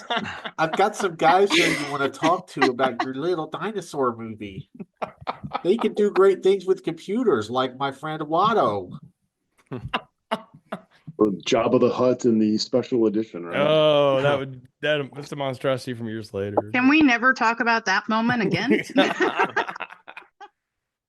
Well, for me with Phil Tippett, I think of it as kind of I always think of it as a sad story because of the very good documentary miniseries on Disney Plus, Light and Magic, that tells the whole history of ILM. And I never really heard the story told in this way until watching that documentary of how this, like Phil Tippett, he was going to be doing the stop motion animation. Well, the thing is, Spielberg, his head was in the right place. He wanted to do the entire film with practical Stan Winston puppets, but Stan Winston said, we're not going to be able to do everything. So we're going to have to come up with something like literally the shots between shots to get the thing to move. So that's where they thought of stop motion animation, because Phil Tippett, he was ILM's stop motion guy. He was, I don't know, Your chief animator. Yeah. So he would have done like all 3 Star Wars movies, like stuff like the hologram chessboard or an Empire, the walkers walking through the snow. That was him. I think in Jedi was like he dealt with the Rancor, and I think he did a lot of the puppets. And my favorite thing he ever did is he handled everything with Ed 209 and RoboCop. Yeah, which is one of my that's to me that's his masterpiece as far as like something he did. Like, I just think that's just an awesome scene. And this was going to be basically with this kind of a budget, and he had never done a Spielberg movie before. This would have been his moment to shine. This would have been his movie where he would have won an Oscar, because he probably would have been the best stop motion animation anyone had ever done. And then they I guess it was Dennis Muren's team who they did Abyss, and then T2 was really what put them on the map. Oh, yeah, big time. And they had they did the test footage, and I believe Phil Tippett was in the room when they screened it on the big screen to make sure that it would look good. I think I heard that Phil Tippett coined the line. He watched that, and he was the one that came up with that line. Well, I guess we're extinct, which they put in the movie later on of, we're out of a job, don't you mean extinct? Yeah, and it's a funny line, but it's also, I always feel sad about that, especially because Phil Tippett, he stayed on. He wasn't fired, even though they literally didn't need him anymore. But he stayed on as sort of a dinosaur movement consultant, because he did work on the animation of how a T-Rex would move, and he tried to figure. He had to come up with that from scratch. Nobody knows how a T-Rex moves. I love the idea of putting that on a resume.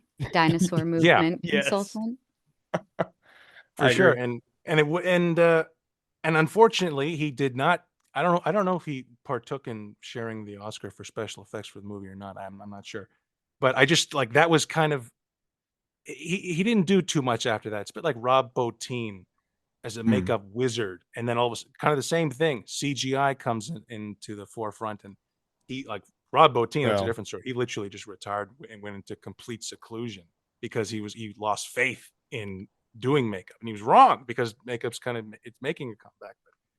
But yeah, Phil Tippett, he kind of he's done some effects work. I think he worked on Starship Troopers, but it's too bad that he hasn't. I would have loved to have seen what he would have kept doing. Like, I would give anything to see the alternate universe version of what that stop motion would have looked like in his version of Jurassic Park. Have you not seen Mad God, Kurt? No, I keep meaning to. It's on my watch list. I keep meaning to see that. You should check it out. It's insane.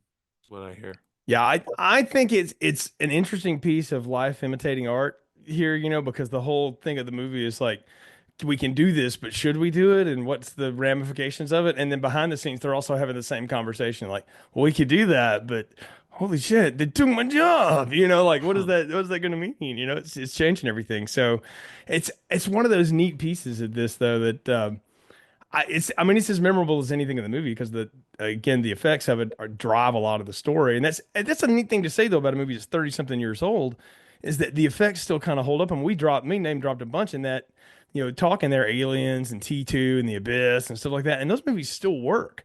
And I think it's because there's a combination of realism and practical and the CGI stuff in there. So we know a lot more about dinosaurs now than we knew in the 90s, and then we knew in the 80s, and when Crichton wrote the book and all this stuff like that. But most of this, they're just making this up, but what's wild is how, like, these images became synonymous with what people thought of these dinosaurs. Like, Lindsay, I see you grinning because you're agreeing with me here. Like, I don't remember what T-Rex was supposed to look like before this movie. I don't know if I got really into dinosaurs right around this movie was coming out, which I think kind of is given credit for bringing interest in paleontology back into kind of the sphere of things. You know, going on field trips to the science museum and things like that, where they had a giant T-Rex. But I had a little book of dinosaurs and all the pictures and of what they looked like, but they did look a lot like Jurassic Park. So I don't know what came first, the Jurassic Park or the dinosaur book that I had when I was a kid. That's a good point. Well, did anybody know what a velociraptor was? Anybody ever heard of that before this movie? I never had. Those they're totally were made up in this movie. Those were had been recently discovered, I think, right before the book was written. Okay. But they're actually like the size of turkeys, though. That was the thing. Is like the velociraptors, like real, real life ones, I guess you could say, were They're the size just of turkeys. But frog then they velociraptor clones. So are we Yeah. having them for Thanksgiving this year instead of regular turkeys? Can we go? Are out and you get some telling me? I velociraptors? think that'd be good. I think that'd be good. But the in. trivia, They though, might be a is, little I bit think gamey, Nick. They might be gamey. I'm That's down. why- I'm down. But That's why Nick there was is just going to the, throw one on the smoker, and that'll take care of that. Yeah, just make Man, sure I you might- brine it for 24 hours, okay? Yeah.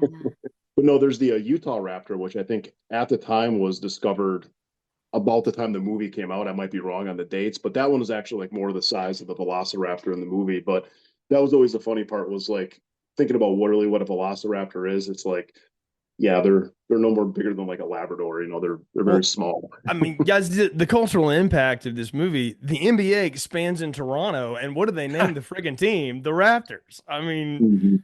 Kurt, it's your one team. Like, so I mean, but really, I mean, that doesn't tell you the cultural landmark this movie had, that introduced that into our thoughts and stuff. I mean, yeah, that nothing says that when the sports teams start adopting you, man. You're on a jersey now, man. It's like a different world. And certainly in terms of movies, this was the first time somebody really tried to do like that was the whole thing. Like Spielberg, I don't think he really cared too much about the story. He did, but his goal was he just wanted to make photorealistic dinosaurs in the movie Yeah. through effects, animation, puppets, whatever. And yeah, this movie, I don't know, I can't speak for how cool dinosaurs were revered before '93, but now, I mean, this movie created and set a bar for for placing dinosaurs in pop culture, to where, I mean, you can't do a dinosaur in a movie now without whenever they're making a dinosaur movie, like whether it's King Kong or anything else, they have to have a conversation about how is it going to compare to the T-Rex in Jurassic Park and blah blah.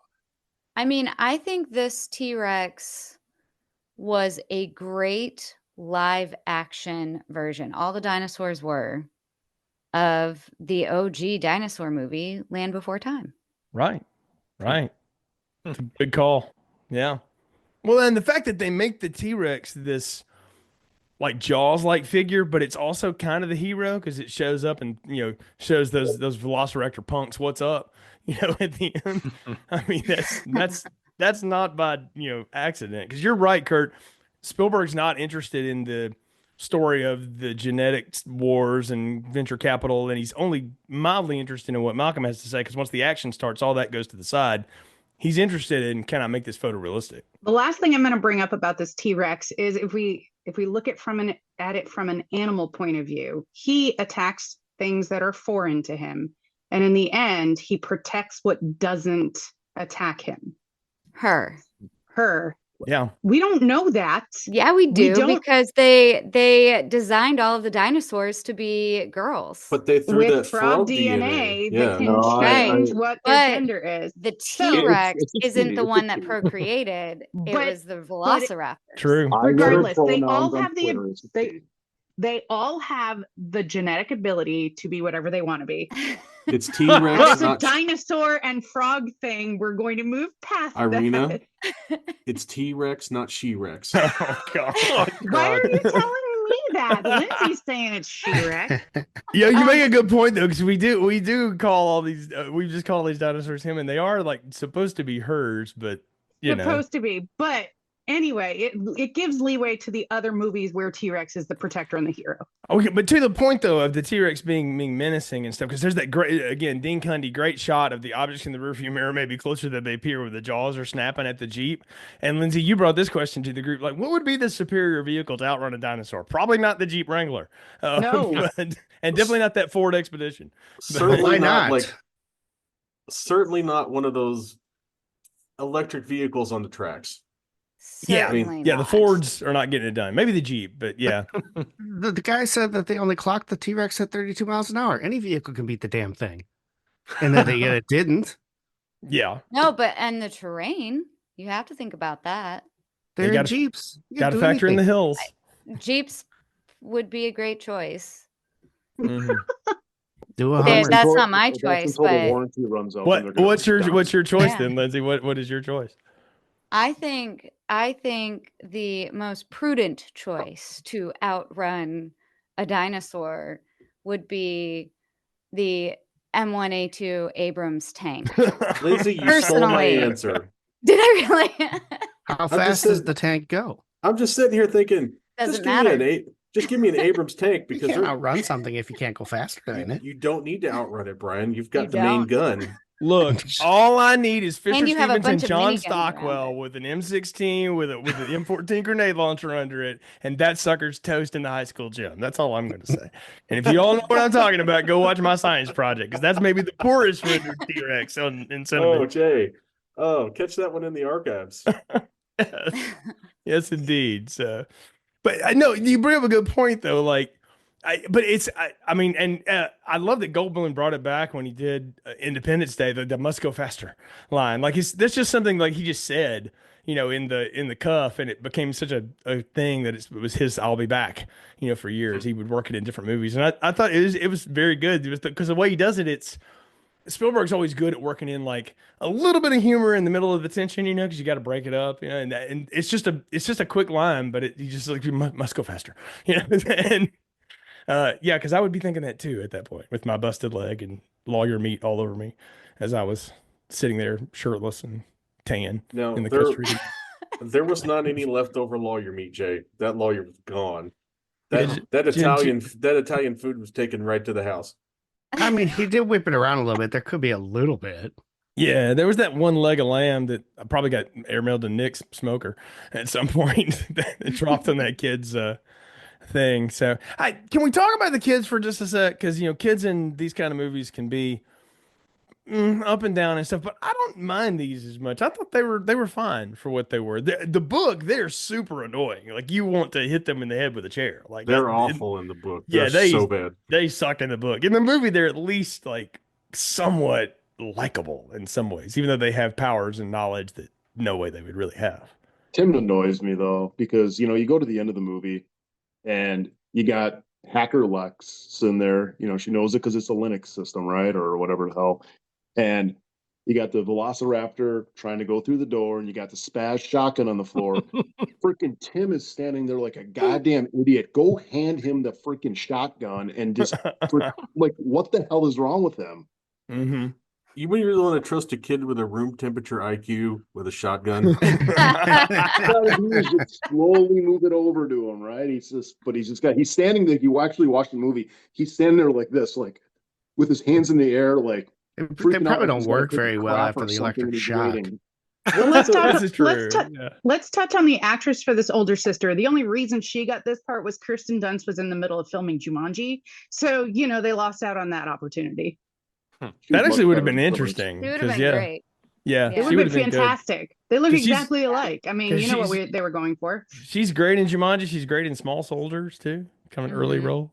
And of course, Interview with a Vampire. Who can forget that? Well, she's just a knockoff Kirsten Dunst. We can say it. It's fine. You know what though? She did grow up to be like an actually talented painter. So if you ever go look up her stuff, she's like an artist. So good for her. Painter, not actress.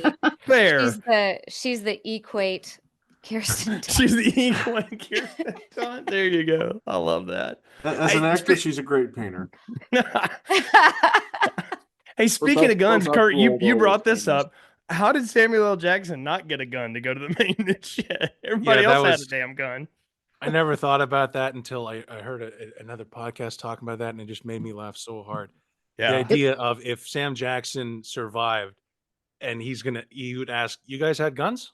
Because he literally, he knows all the fences are down. He's just gonna wander off into the dinosaur park with literally nothing but I don't even had a flashlight and a set of keys. I need a pack of cigarettes and that lighter. I mean, that was all That's about it. It's still an atrocity that Samuel Jackson did not have a gun in this movie. Hey, they knew if they gave him a gun, there'd be motherfuckers being dropped left and right. I was gonna ask, did he even get to drop that? I don't think he did. No, that's PG-13. There were no Fs to be dropped in this movie. Yeah, But not not even these close. days. These days you could, but back then no. Yeah. Man. Also, I feel like they didn't give him a gun because I feel like Muldoon was coded as like the Great White Hunter. Yeah. That's racist. So he was like, "We're not going to give one of those people a gun." Well, but Samuel L. Jackson's playing like the super engineer. He's like the project manager engineer of this whole thing, and he's also a computer programmer because he can unravel Nedry's garbage, through Nedry's literal garbage on his desk, as we've talked about. But yeah, no, it's a rough Wipe go. it off. So we haven't talked about it, and Ron, you brought it up.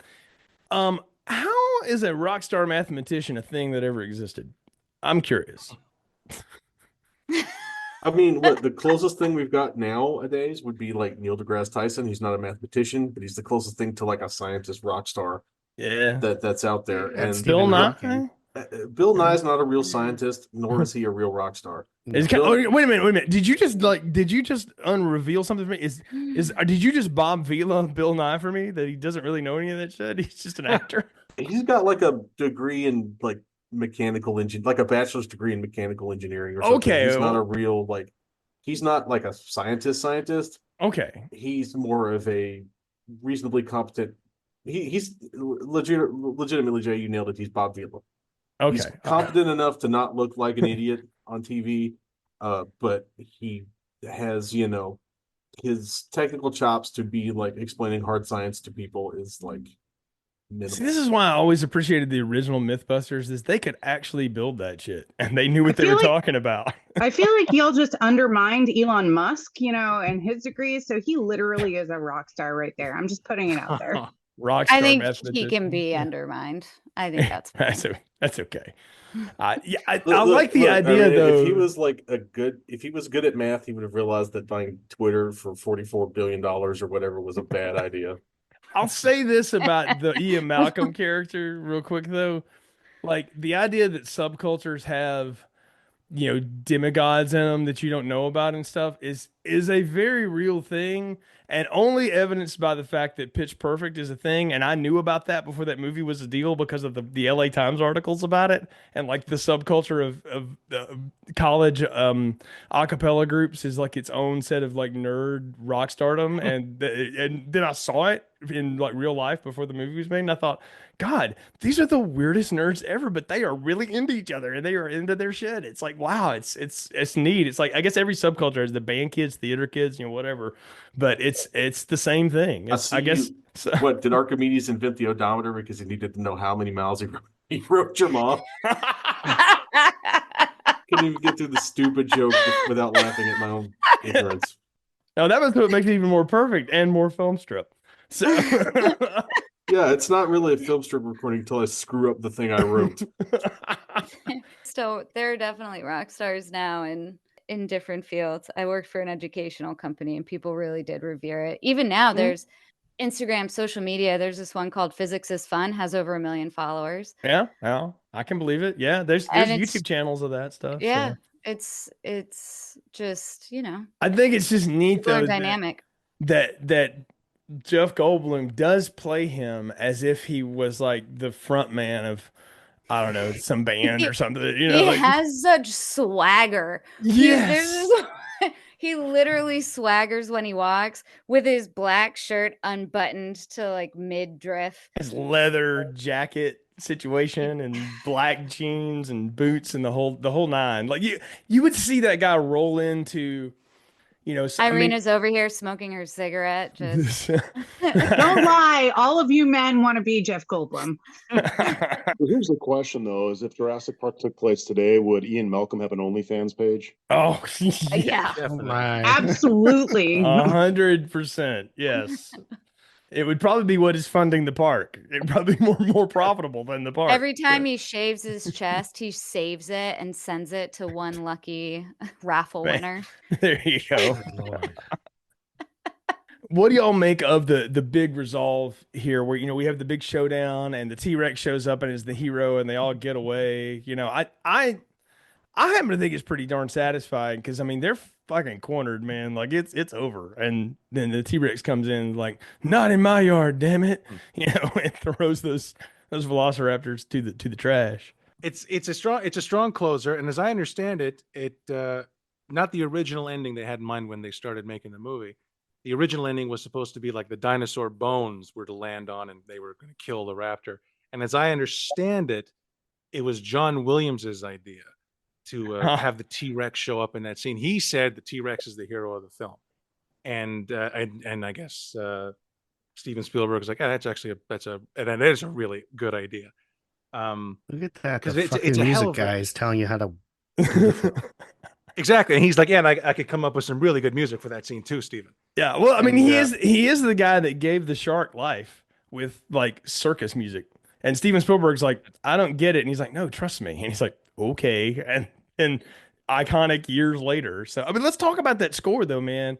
The John Williams sheen on this is just as prevalent as the Steven Spielberg, I think.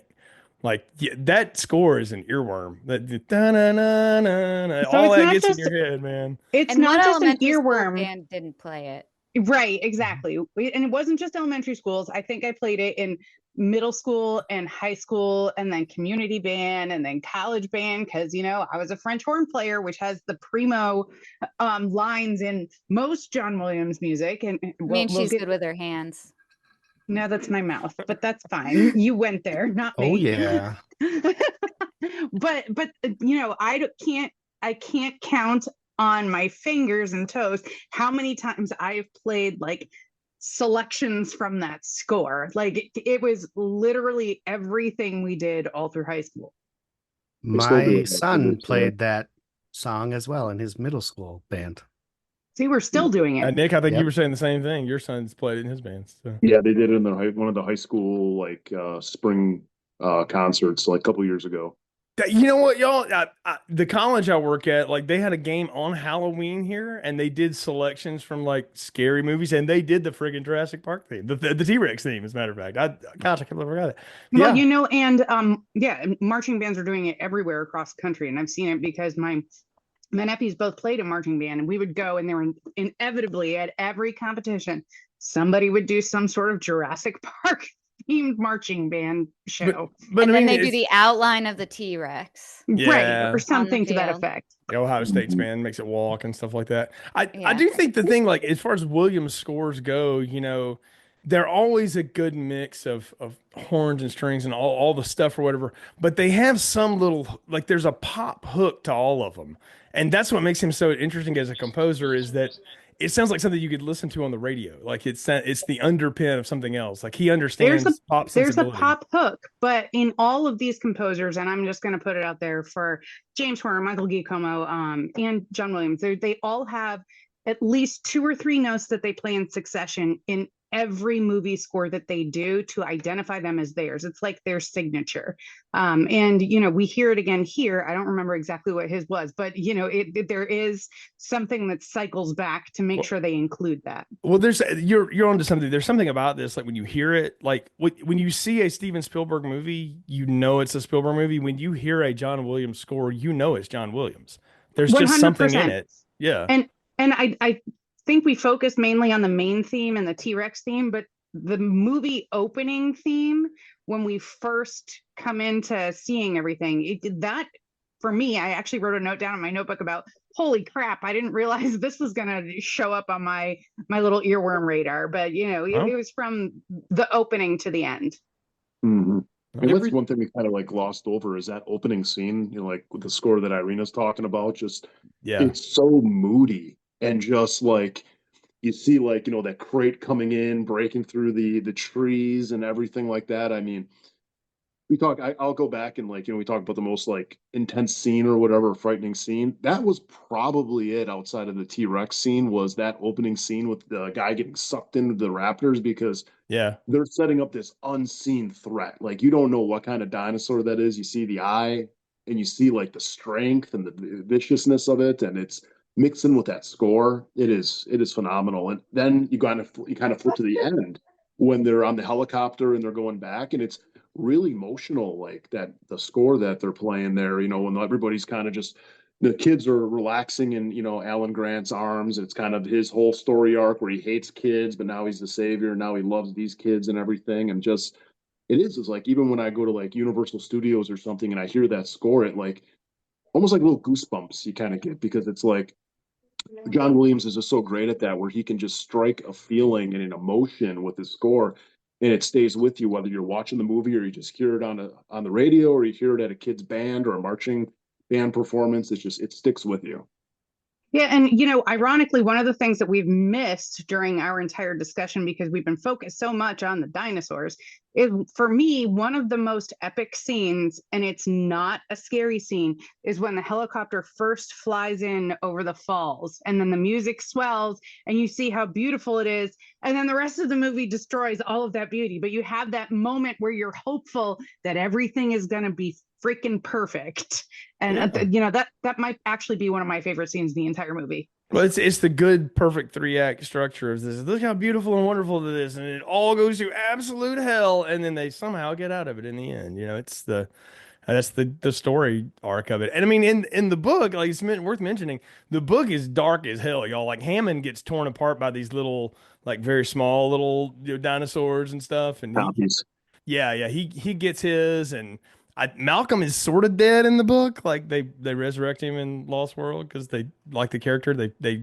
cheat out of it, but you think he's dead in the book. It's Sadler and Grant and those kids getting off of that thing. Like, that's it, and everybody Yeah. else is toast.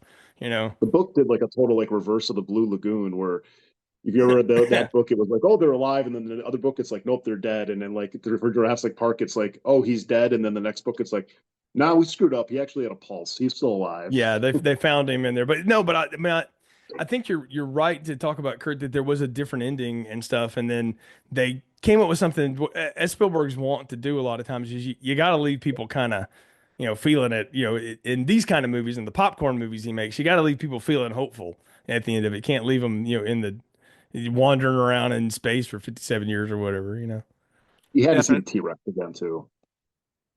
Yeah, it's weird watching the movie that wasn't planned. Like, you would think you'd want to like feature that T-Rex even more, but the helicopter bit is a great bit, and I'm thinking about how it ties into the end. It's one of those things I didn't notice until I saw a fun facts video.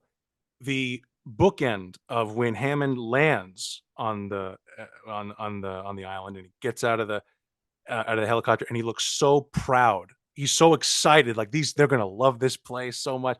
And I never noticed that at the end, when they're getting on the helicopter, it's like the camera's in the same spot and it's framed the same way. And Hammond looks so sad and guilty, like he's fleeing the scene of a crime. He's and defeated. the way that Yeah. exactly, and the way both of those are done without any dialogue, that's the kind of thing which, like, that's why Spielberg is the best. Because that is entirely visual. I mean, there's a great line that when they're jumping in the Jeep that Hammond pulls up in, and Sam Neill, it's a piece of comedy. He's like, after much consideration, I've decided not to endorse your park. And it's a great final line. And Hammond right underneath it says, so have I. He comes to that realization too, which in the book he never does. But again, you've got Richard Attenborough. We can't hate him, so we got to give him that. But it is a great, punch moment. Again, we're talking about this movie too. And they make these movies today, so we have evidence of this. This movie's under 2 hours long. Like, they cram a whole lot of shit into a 2-hour movie, man, back in the day. And I kind of miss those days, don't y'all? Yeah, I see that when I see a lot of 80s and 90s movies. It's like I couldn't believe it when I watched Men in Black last time. I didn't think to check the time, and it was like under 90 minutes when it cut to credits. I was serious. I've never been more blown away by a runtime, because that does not feel like a 90. You think it's like a 2.5 hour movie because there's so many things that happen, but it's like, I don't know what it is that they just were better at managing their time in the 90s. Because I love the Batman, the last one, but it's like I wouldn't have made that movie 3 hours. I mean, I'm surprised they did. I wouldn't have made that movie. They took off. I do love an efficient movie though, and I agree. Men in Black. I actually didn't realize Men in Black was that short. That's another one of my top 90s hits that I watched 8 million times, but it's so easy to just fit into your life when Yeah. a movie's that short and efficient and enjoyable. I mean, when you think about the Peter journey they Jackson go on. ruined it all. When you think about what they cram into this one, though, it's pretty impressive. So, well, I think we're at the part of the podcast where it's time to give final thoughts, recommendations, and popcorn ratings. So, gang, what are yours for Jurassic Park? Lindsay? I will give it an extra large popcorn. This is perhaps not much of a surprise to at least Jay and Ron, I'm sure, but I freaking love this movie so much. And sometimes movies that I really loved when I was younger don't translate to adulthood. They're weird. Insert crybaby here. It's just not the same. Yeah. But Jurassic Park really holds up, and it's still just as enjoyable and equally as nostalgic and equally as watchable for me, and I will continue to watch it forever, I guess. I don't know, but I'm going to give it a solid extra large popcorn. I'm going to stand by that. Irina? I'm going to give it a medium because I liked it more now than I did years ago. So That's at bigger least than I there's thought you were going that. to give. Right. I was going to go extra small, but then I was like, okay, I had to give it something because I was able to associate with it more intellectually than I did when I was a kid. And I was able to forgive more. And I wasn't as afraid as I was when I was a kid. I mean, the whole idea of something like this happening is still terrifying to me. So, I got to hold on to a little bit of that, but I'll give it a medium. It was entertaining. There were parts I could have lived without, but overall, would I say, hey, kids, you need to watch this the next time we have our Jurassic Park binge? Yes, I'm going to tell them to watch it. And, just for the sake of cinematography in history, yeah, go ahead and watch it because, dinosaurs are pretty cool, but they can be terrifying. Ron? I'm going to split the difference. I'm going to go with a large popcorn. It still holds up really well. The fact that there's so little dinosaur action in it kind of holds it back a little bit for me because if you're going to go spectacle, I want like all the spectacle. But at the same time, like I understand kind of why they held back on the dinosaur action, and what they do have is excellent. So it's like, is too much of a good thing still a good thing? You never know. I feel like one of the things Spielberg learned from Jaws, specifically the finished product of Jaws, is that less is more, particularly when it comes to your big monster, because you don't want to dilute the impact the monster has when it shows up, right? So famously, Bruce the Shark was supposed to be all over that movie, and it wasn't because everyone knows that story. And if you haven't listened to the Behind Jaws podcast, it's excellent. Listen to it anyway. But yeah, large popcorn, it holds up great. Great score. I may be the only person in the world who, when I hear the main theme, puts the old Chevrolet jingle to it. See the USA in your Chevrolet. It's like, see the USA in your Chevrolet. Well, now everyone will be doing that. So thanks, Ron. Yeah. Well, if I have to suffer with this brain, everyone else deserves to suffer too. But yeah, large popcorn. Kurt? I was all set to praise John Williams for the score, but it looks like he got it off a Chevy jingle. But I don't think it's one of Spielberg's absolute best films, but it's his biggest film, and it's certainly a terrific sci-fi movie with some staggering special effects. Not dumbed down like so many other special effects movies that followed, like Jurassic Park 2. But it was made with a real intelligence, strong writing, and a great cast, particularly Jeff Goldblum and Wayne Knight, who we didn't talk about. I really think he makes a lot out of a little part in that movie. But it's Spielberg's direction that really makes this movie special. As later Jurassic Park movies, at least like 3 and onward, and Jurassic World movies show, at least in my opinion, without Spielberg, it's just people running from dinosaurs and it's nothing special. If some other random director in the 90s, like whoever makes Steven Seagal movies, if they made this, it'd be nothing. But the way Spielberg crafts those set piece moments, whether it's the T-Rex, the Raptor's entrance coming through the pipes, or the clever girl moments, and the way that he sets that up in the first act and then pays it off, and other scenes not slapped together in the editing room, but so clearly storyboarded to perfection, it shows like that's why Spielberg is maybe the best director ever. As much as I like it, I don't think it's one of his best. I think it's fun, but I think it lacks the emotional heart of a lot of his other movies. I think he made better movies after it, like Saving Private Ryan or Minority Report in particular, which has a lot of emotion to it, along with all the cool stuff. And I think it's a masterpiece. That's a different story. But I think Jurassic Park is one of the most endurable sci-fi movies ever. It's 1993, and it holds up more or less perfectly in a way very few sci-fi movies do, unless they're directed by James Cameron. I think Jurassic Park is a classic film for a reason, and it gets an extra large popcorn for me, and boy, do I hate being right all the time. Nick, what about you?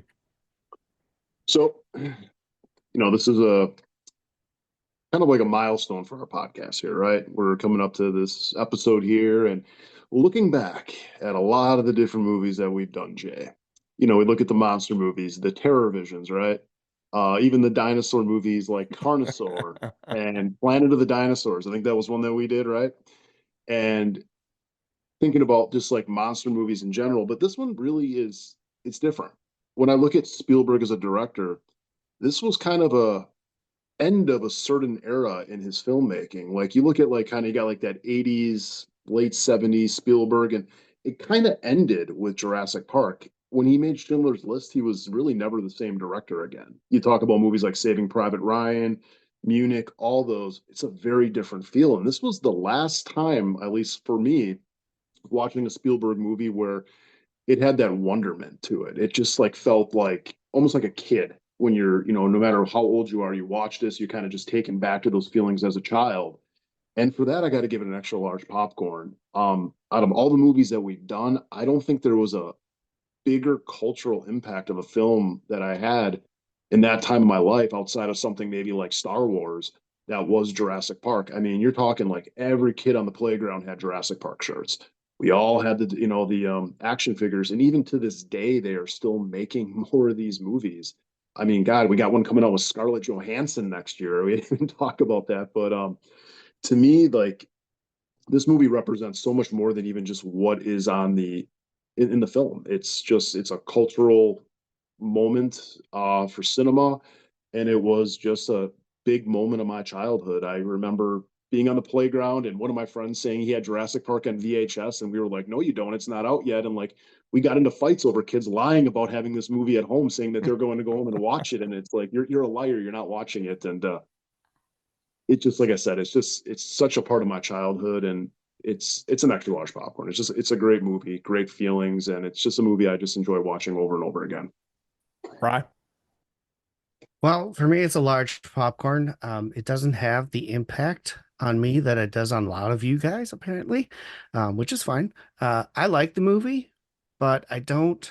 It's not like one of those I have to watch all the time. I don't have to watch it every year.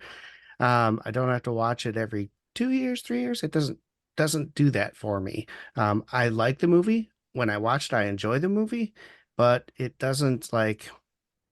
I don't sit there and go, man, I really want to watch Jurassic Park like I do with like a Star Wars movie or something like that. So a large popcorn, it's good, but it didn't have the same effect for me. I think all of y'all, everything y'all said, I can agree with on some level. Every one of you have brought up good points. The thing about this one for me that works still is the fact that yeah, they keep making these or whatever, but they've never gotten back to the magic that this movie was, and the fact that there's so much to you can watch it from so many different points of view every time you watch it. We talked about this before, Nick. Like you can watch Alien and you watch it from every character's point of view, and you get something a little different out of the movie. You can watch Jaws that way. You can watch a lot of movies that way. And I feel like this is one of those where you can watch it and see it from Malcolm's point of view, see it from Hammond's point of view, this Grant and Sadler. You can even watch it from the dinosaurs' point of view if you can try to think what they're thinking at this point and talking about being the ultimate fish out of water, in this situation. And it all still works. And it works though because the people behind it realized you got to get good character actors. You got to give them dialogue that they can work with. So that's all David kept, because Crichton writes stereo instructions. And then you got to get somebody that can shoot it, that can bring us all in. And Dean Cundey has spent his entire life doing that, from Halloween to Back to the Future to this and so many other things. And then you got to have the director that's the mastermind to put it together, and you bring in his buddy who happens to give him the best idea for the ending that you could get there.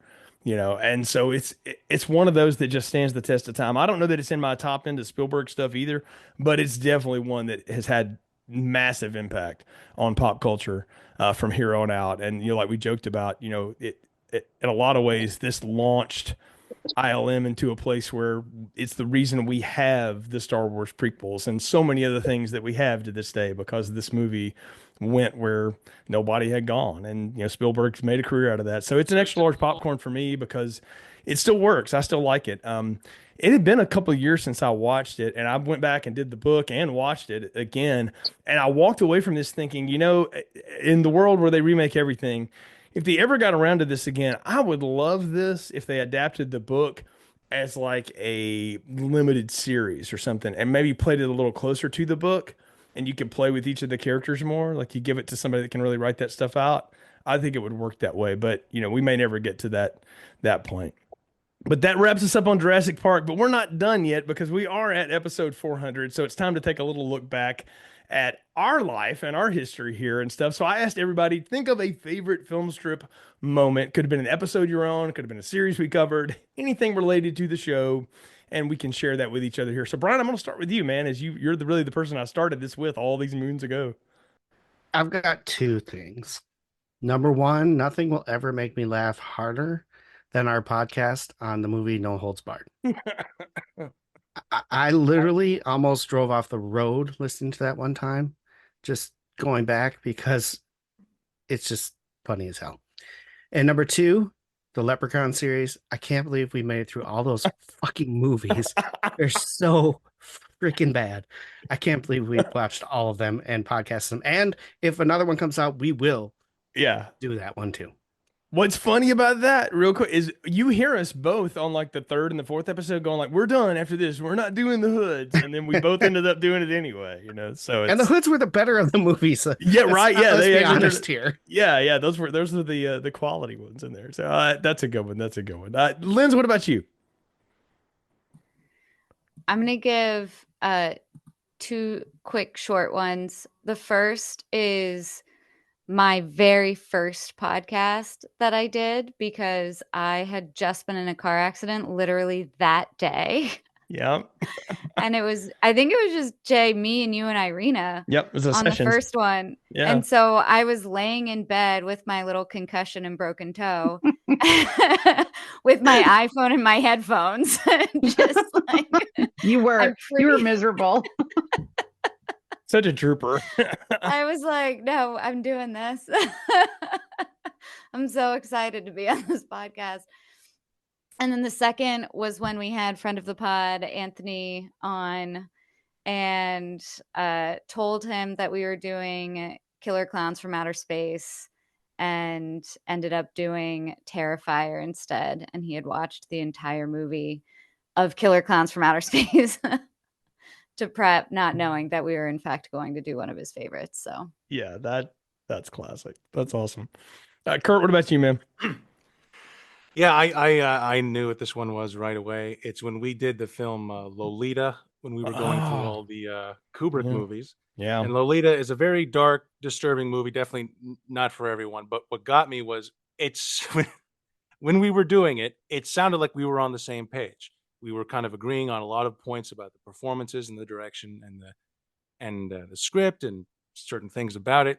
And then we got to the end of the final thoughts, and I gave it an extra large, and you gave it an extra small. Yep. And I was so stunned. Like when I was just I really went slack-jawed there. Like I didn't. I think I kind of froze up when we were giving the outro a little bit because I was just like, I've never been more floored by that. The idea that we were sounded like we were on the same page, but in fact, one of us hated it and one of us loved it. And I just that's been my favorite moment. Sure. That was a good one, Kurt. Thanks. Irina, how about you? This is a loaded question because I don't always remember the titles of every movie that we've done. But Ron's laughing at me. But one of my favorites is the 3 hours that we spent ripping on Beetlejuice. Only an hour and a half of which ever got released, but yeah. Right. But there was a full 3 hours of us complaining about Beetlejuice. And yes, we complained the entire time. It was terrible. We all thought it was a good movie when we started out. And then we started dissecting the whole thing and it was flawed. And then there was one that Jay and I did with a guest. And I don't remember if it was People Under the Stairs or Stage Fright. But that was probably one of the most epic ones that you and I have done together, Jay, because that guy was crazy. Oh, we had Craig from Needless right. to Say podcast. Yes. We did Stage Fright, and it's cut from the film, but it used to be a joke for me to try to get Irina to like die and snort on a show, and she does. And Craig lost his mind in there too, and he lost his mind. There is a story behind that though, because I went to visit Ron and he made me watch Stage Fright at like 2 a.m. and that's why we watched that movie. Wildly enough, that movie pops up on like all these like obscure lists around Halloween time and stuff of like, y'all need to see this. It's like a wacky movie. I'm like, I'm seeing it, friend. Not doing that again. Yeah, there we go. That's a good one. Nick, how about you, man? I got two I'm going to bring up. Jay, I'll leave it up to you. Do you want me to go with the funny one, or you want me to go with the schmaltzy one first? Go with both. We're doing Spielberg, so do funny then schmaltzy. So. Okay, the funny one was I remember when we did the movie Anaconda, and for whatever reason, the end of the like review got deleted. I don't know if Jay like fat fingered it or whatever when we were doing it, but we had to. It's like me, you, and Kurt had to come back on and give our recommendations, and I totally forgot like what I thought of that movie. So I just made up my recommendation. I was like large popcorn, and you guys were just sitting there like, what the hell? Because you must have just listened to it, and you're like, you just spent the entire time ripping on this movie, and you decided to give it a large popcorn. And at that point, I was in. I couldn't like change my mind, and I'm like, oh yeah, it was definitely a large. Like, again, no idea what the hell I said before. So, but the schmaltzy one, which also has kind of got a little funny segue in there, was the fact that I started this podcast when I was up in Wisconsin and continue doing it. I live in North Carolina now. And I remember when we were doing the Paranormal Activity movies, I think it was me, you, and Ron. Yeah. And just the sense of normality that kind of kept in my life, because, moving 1,000 miles is a lot, especially when you're doing it with a young family. And just having you guys to talk to just kind of made me feel at home, even though I was not at home.